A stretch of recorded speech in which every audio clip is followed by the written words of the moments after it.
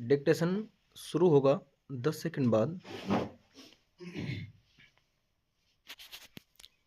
किसी का जन्मदिन हो, विवाह समारोह या फिर कोई भी मौका, आज देखते ही देखते हर तरह के जश्न में फास्ट फूड की उपस्थिति अनिवार्य हो गई है। हमारे समय का हलवा, पूरी और पुदीने की चटनी अब चलन से बाहर हो चुके और एक पिछड़ी हुई रुचि का खाद्य मान लिए गए हैं। अब कोई इनका जिक्र तक नहीं करना चाहता। पिज्ज़ा और बर्गर की पहुंच तो कस्बे ही नहीं, गांव-गांव तक हो गई है। इसलिए अब पेस्ट्री और पास्ता के लिए गांवों में रहने वालों को शहर नहीं भागना पड़ता।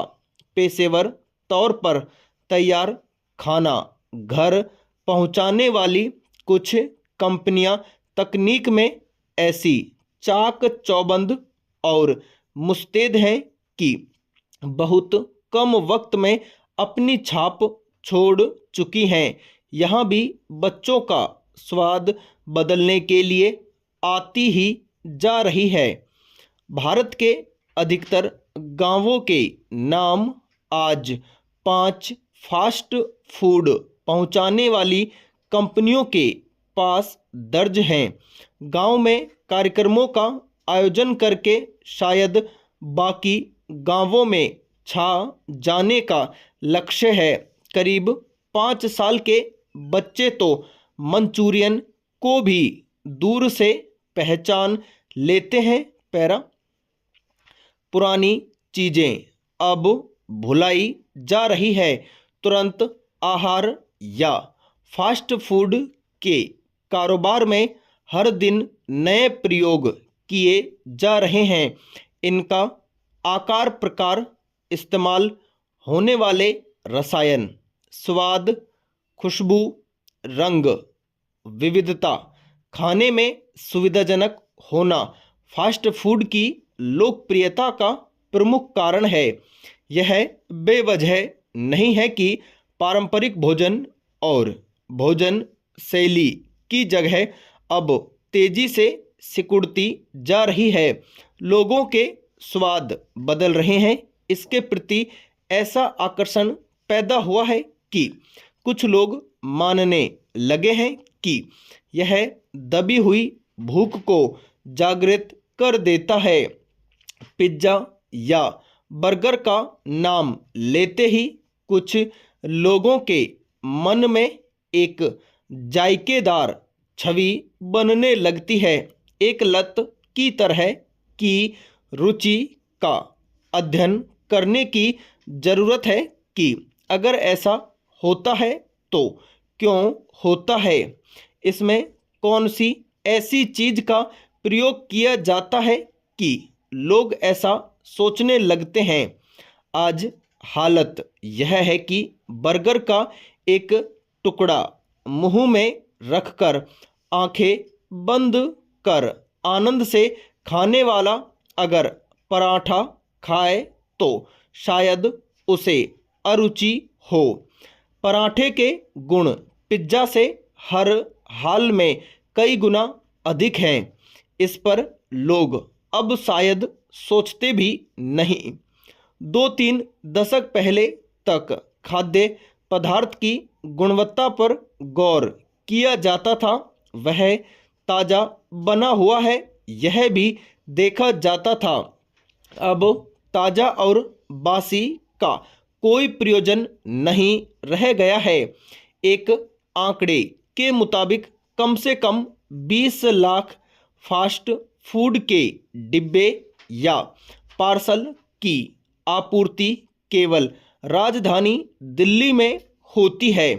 इनमें सैंडविच, पिज्ज़ा, बर्गर आदि खास तौर पर होते हैं। यह हैरानी की बात हो सकती है, मगर इसके साथ ही ठंडे पेय पदार्थों की बिक्री का आंकड़ा शायद और भी चौंकाए। पैरा। स्वाद और जायके की दुनिया में गोते लगाएं और सेहत का रंग रूप भूल जाएं, यही मकसद है फास्ट फूड के कारोबार का।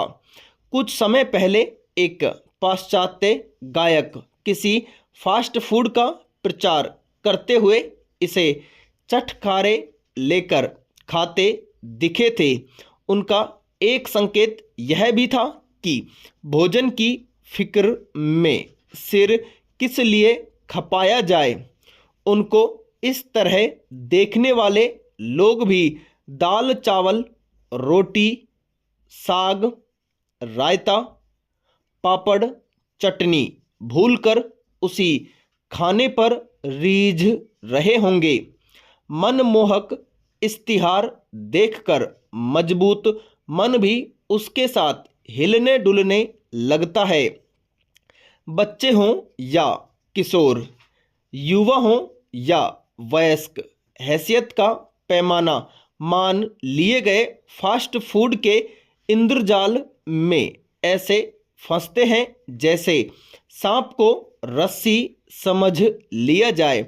आजकल छोटे छोटे बच्चे इस तरह के खान पान के शौकीन बनकर इसके भ्रम में सेहत का नुकसान कर रहे हैं। उनके भविष्य को लेकर जरूर चिंतित होना चाहिए।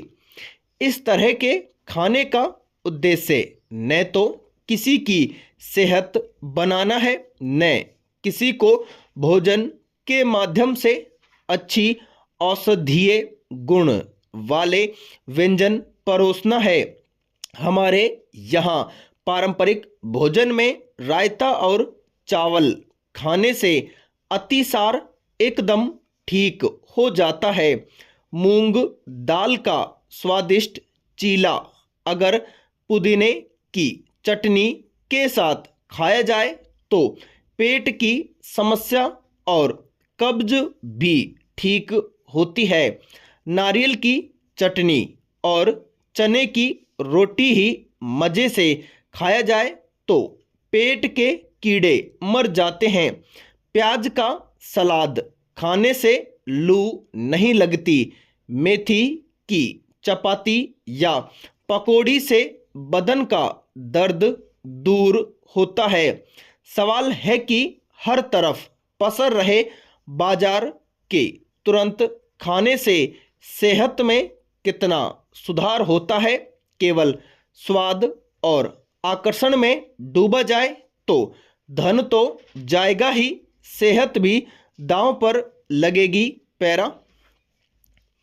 आज बच्चों पर पढ़ाई का दबाव इतना अधिक है कि कई बच्चे खतरनाक कदम उठा चुके हैं। आज की बढ़ती प्रतिस्पर्धा में अभिभावकों को यह समझना होगा कि हर किसी का दिमाग एक जैसा नहीं होता। उन पर इतना बोझ न डालें कि वे ऐसा कदम उठा लें जिन्हें वे जिंदगी भर नहीं भूल सकें। हमें उन लोगों के उदाहरण देने होंगे जो ठीक से पढ़ाई नहीं कर पाए मगर आगे सफल रहे। बच्चों में यह प्रवृत्ति विकसित की जाए कि एक परीक्षा में असफलता मिली है तो अगली में सफल हुआ जा सकता है। कहीं ना कहीं परीक्षाओं में नंबर हासिल करने की गला काट स्पर्धा शिक्षा को नीरस व अवसाद पैदा करने वाली बना रही है। जीवन अवसर देता है और बार बार देता है। क्या किसी एक परीक्षा की सफलता असफलता पर ही भविष्य की सारी सफलताएं योजनाएं निर्भर करती हैं? जीवन में सफलता का पैमाना सिर्फ नंबर नहीं है। अब समय आ गया है कि जब बच्चों पर पढ़ाई का दबाव कम करना होगा। समाज को युवाओं को हालत से लड़ना सिखाना होगा। मनोबल मजबूत करने के हर संभव प्रयास करने होंगे।